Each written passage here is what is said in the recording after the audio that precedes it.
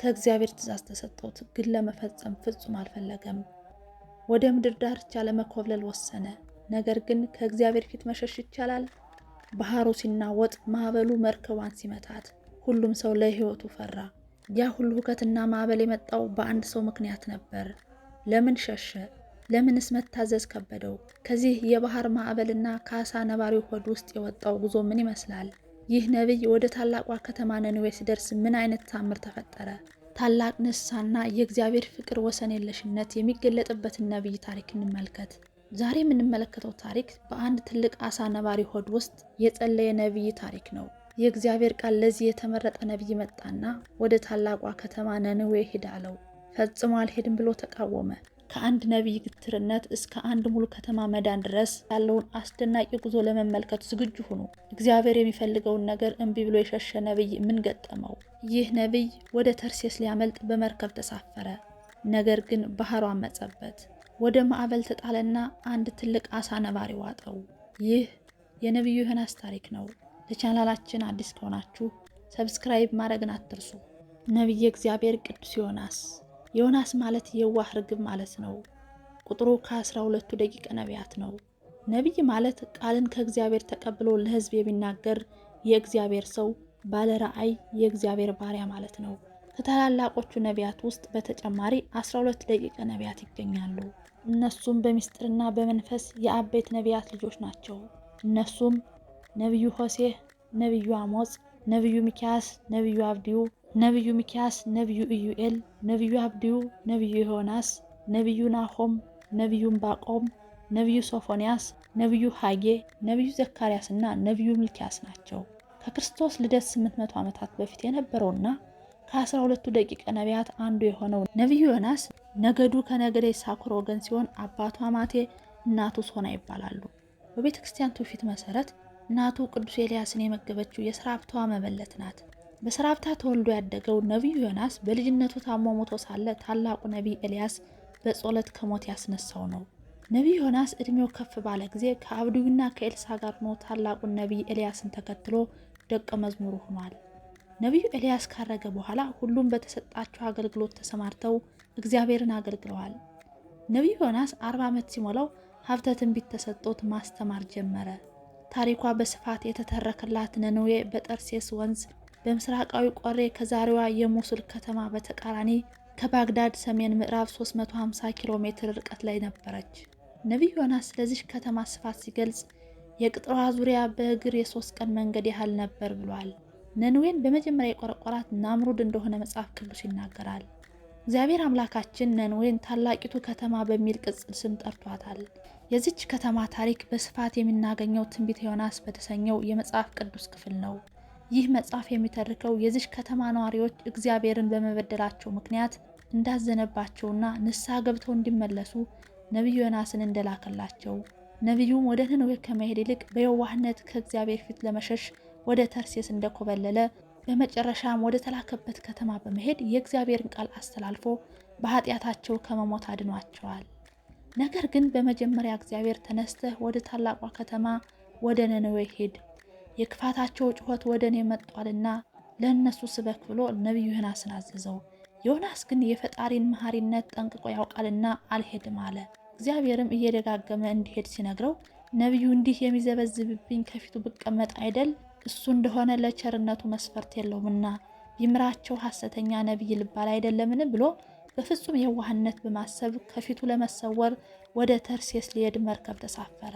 ነቢዩ ዮናስ ወደ ነነዌ ከመሄድ ይልቅ በየዋህነት ከእግዚአብሔር ፊት በመሸሽ ወደ ተርሴስ ለመኮብለል ያበቃው ምክንያት እሱ ነቢየ ጽድቅ እንጂ ነቢይ ሐሰት ባለመሆኑ ዛሬ ነነዌ ትገለባበጣለች ብዬ ሰብኬ በእግዚአብሔር ማሪነት የተነሳ ሳትገለባበጥ ብትቀር ወደፊት ማን ለቃሉና ለትንቢቱ ይገዛል? እኔ ሐሰተኛ ነቢይ ይባላለሁ በሚል ምክንያት ቢሆንም ዋነኛው ምክንያት ግን ጥበብ እግዚአብሔር በውስጡ ስላለ ነው።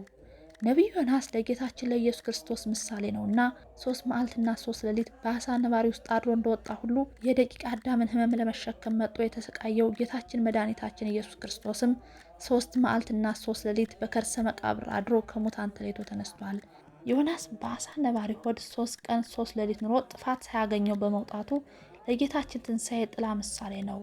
ነቢዩ ዮናስ በአሳ ነባሪ ሆድ ውስጥ 3 መዓልትና 3 ሌሊት መቆየት የጌታችንን ሞትና ትንሣኤ በጥምቀት ተካፋዮች ለሚሆኑ ሁሉ በእርግብ የተመሰለውን መንፈስ ቅዱስ እንደሚቀበሉና ለዚያ የተዘጋጁ እንዲሆኑ ማዘጋጀት ማለትም ማወጅ ነበር ማለት ነው።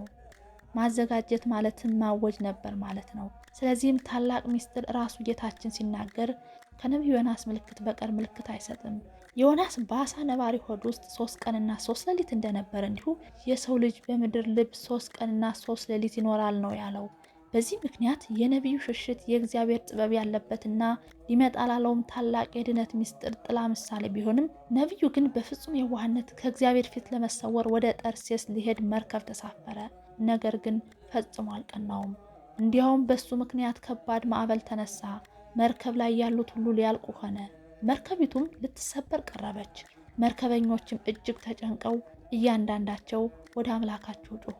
መርከቢቱም እንድትቀልላቸው በውስጡ የነበረውን ዕቃ ሁሉ እያወጡ ወደ ባህር ጣሉ።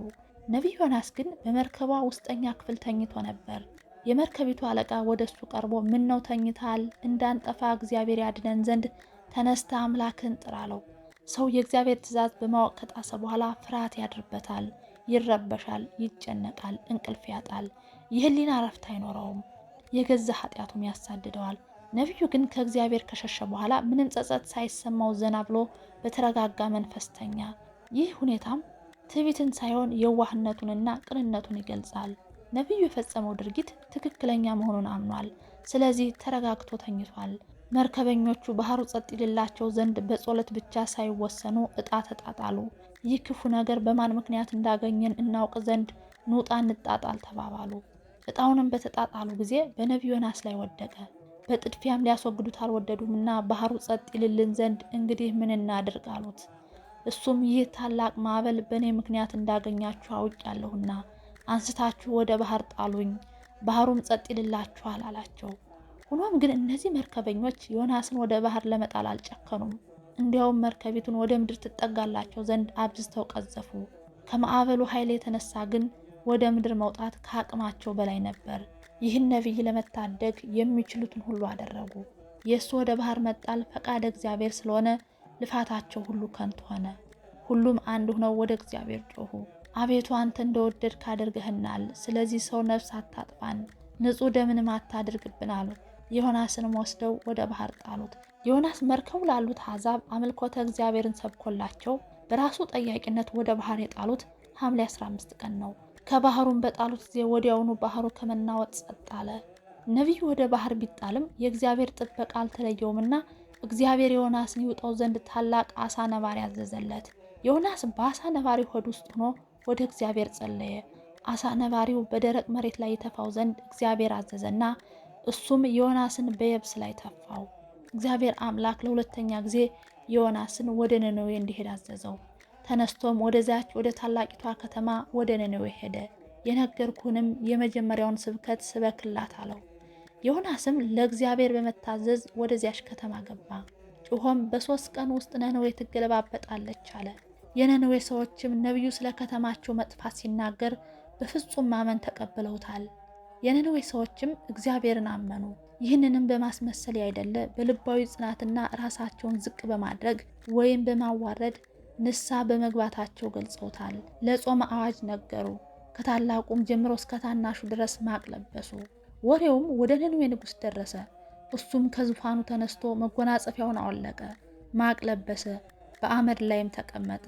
ይህ ድርጊታቸው በመጥፎ ምግባራቸው መጸጸታቸውን፣ ከኃጢአት መታቀባቸውንና ለዓለማዊ ደስታ አለመገዛታቸውን ለአምላካቸው የሰጡትን ክብር ያመለክታል። ነቢዩ ዳዊት መስዋዕትን ብትወድስ በሰጡህ ነበር፣ የሚቃጠለውንም መስዋዕት አትወድም። የእግዚአብሔር መስዋዕት የዋህ መንፈስ ነው፣ የተዋረደውንና የዋሃውን ልብ እግዚአብሔር አይንቅም በማለት እንደዘመረ እግዚአብሔር ራሷን ዝቅ ወዳደረገችው ከተማ ተመለከተ። የተሰበረውንና የተዋረደውን የሕዝብ ልብ ወደደ፣ ራራላቸው፣ ይቅርም አላቸው። ነነዌ የንስሐቸው ፍሬ የሆነውን ምሕረተ እግዚአብሔርን አገኙ። ከተማቸው ከመገልበጥ ዳነች። ንጉሱም በከተማዋ የጾም አዋጅ አስነግሮ ከዙፋኑ ወርዶ ሕዝቡም ማቅ ለብሰው አመድ ነስንሰው በፍጹም ልባቸው አዝነው አልቅሰው ሕፃናቱ ከጡት ከብቶቹ ከሳር ተከልክለው ምሕረትን ቢያገኙ፣ ነቢይ ዮናስ ግን ይህን አይቶ በየዋህነቱ እንግዲህማ ሊምራቸው ነው፣ እኔ ሐሰተኛ ነቢይ ልባል ነው ብሎ እያዘነ ከከተማዋ ወጥቶ ዳስ ሰርቶ ተቀመጠ። እንቅልፍ ብሎት ተኝቶ ቢነቃ ከራስየው ቅል በቅላ ፀሐይ ስትከልለው አየና እጅግ ደስ አለው። ሁለተኛም ተኝቶ ቢነሳ ቅሏ ጠውልጋ ደርቅ አገኛትና አዘነ። እግዚአብሔርም አንተ ላልተከልካትና ውሃ ላላጠጣት ቅል እንዲስታዝን እኔስ በዝናብ አብቅዬ በፀሐይ አብስዬ ለመመግባቸው ሕዝቤ አላዝንምን አለው። እግዚአብሔርም የዮናስን ፍቃድ ይፈጽምለት ዘንድ ለምልክት እንዲሆን በሶስተኛው ቀን እሳት ከሰማይ ወርዶ ከፍ ከፍ ያሉትን እጽዋት ጫፍ ጫፎቻቸውን በልቷል። ዮናስም ነቢይ ነውና ትንቢቱን መፈጸም ስላለበት ታላቋ ነነዌ ከ300 ዓመት በኋላ ጠፍታለች። ነቢይ ዮናስም በቀሪ ሕይወቱ ሕዝቡን ሲያስተምር እግዚአብሔርን ሲያገለግል ኑሮ በመልካም ሽምግልና በ170 ዓመቱ በዚህ ዓለም በሰላም አርፏል።